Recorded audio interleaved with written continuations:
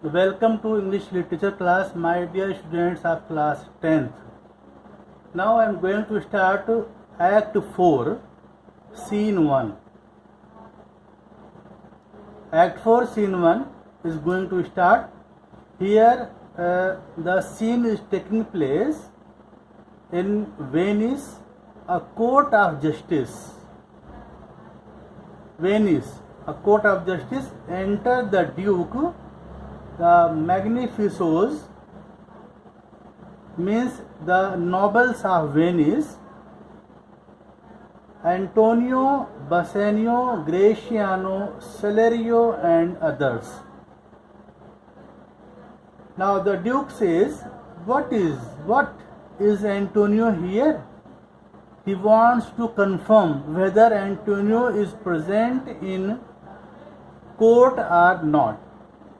So he asks, is Antonio here? Antonio says, ready, so please your grace. Yes, your grace, I am already here. I am already present here. Duke says, I am sorry for thee. Thou art come to answer a stony adversary, an inhuman wretch, incapable of pity, void and empty from any dream of mercy. He says, I am sorry, Antonio. I am very sorry, Antonio, for you. You have come to defend yourself. You have come here to defend yourself against a stone-hearted enemy. Against a stone-hearted enemy. And inhuman wretch. There is no humanity in him, without pity. Merciless person, totally lacking in mercy. He is totally lacking. He lacks of mercy. You have come to defend yourself against such type of person.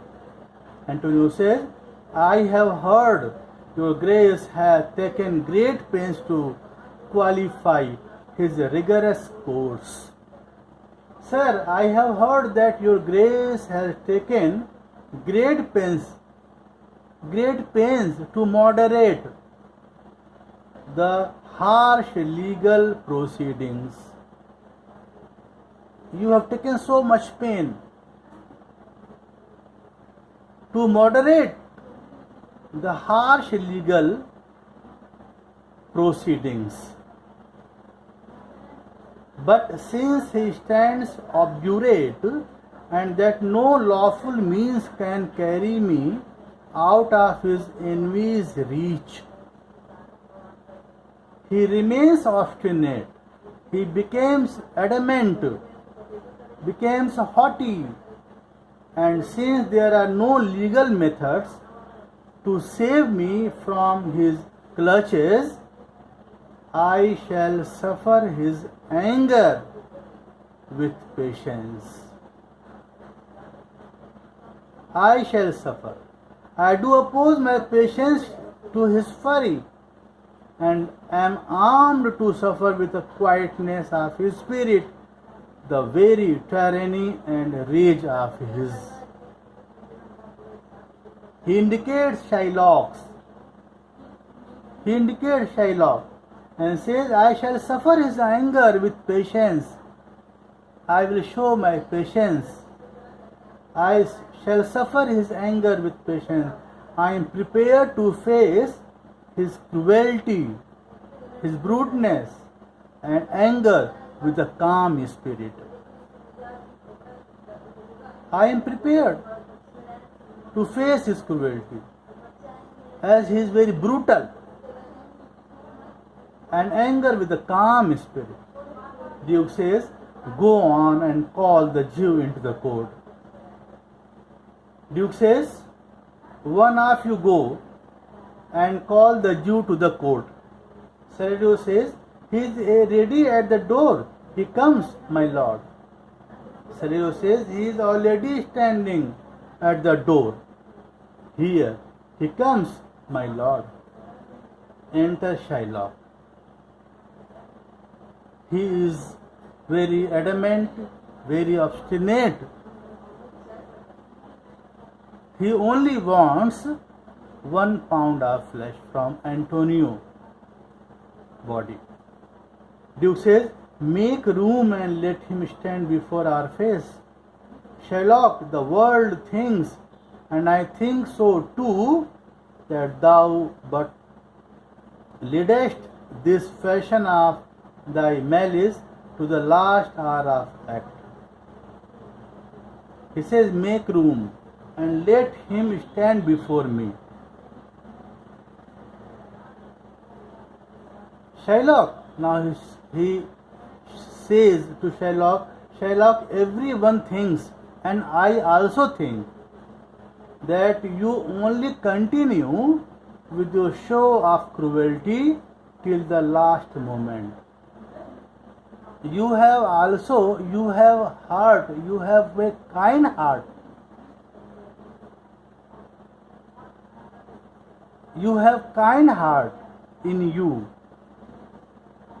Though you will show your cruelty at the last moment, but after that you will be moderate after some time.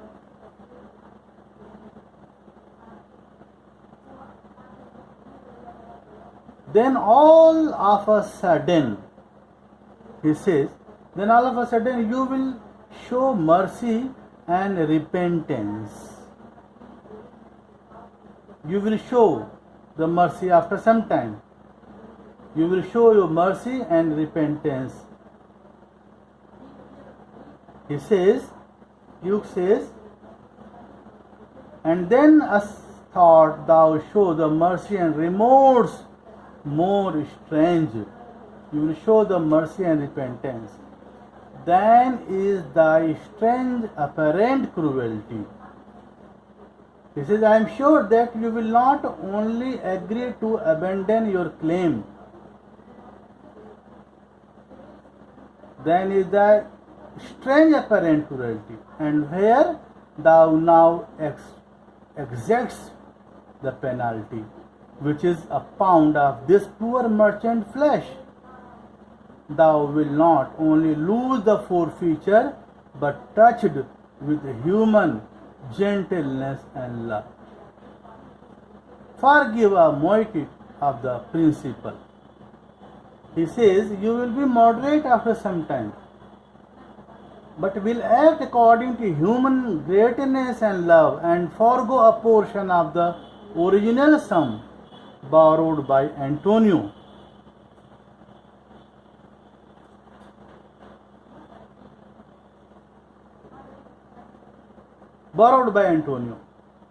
After looking sympathetically at the losses which he has suffered, Antonio suffering, you will forgive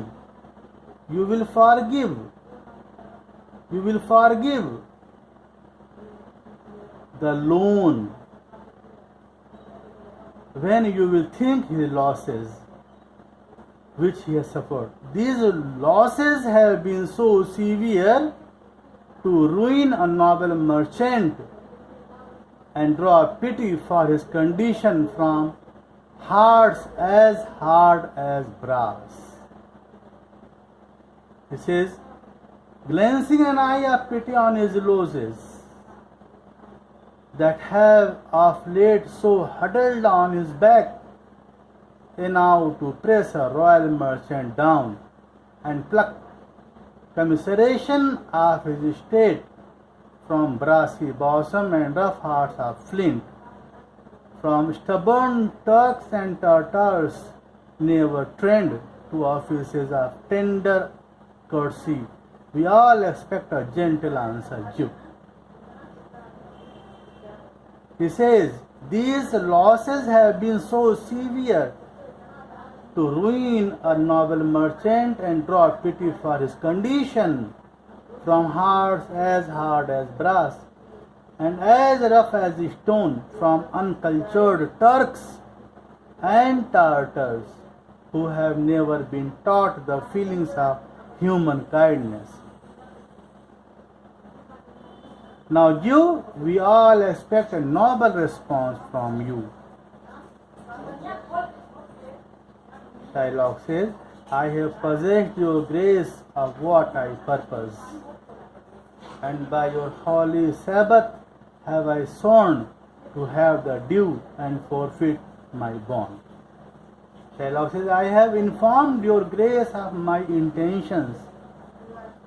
I have vowed by the Sabbath that I will have my dues and the penalty laid down in the contract.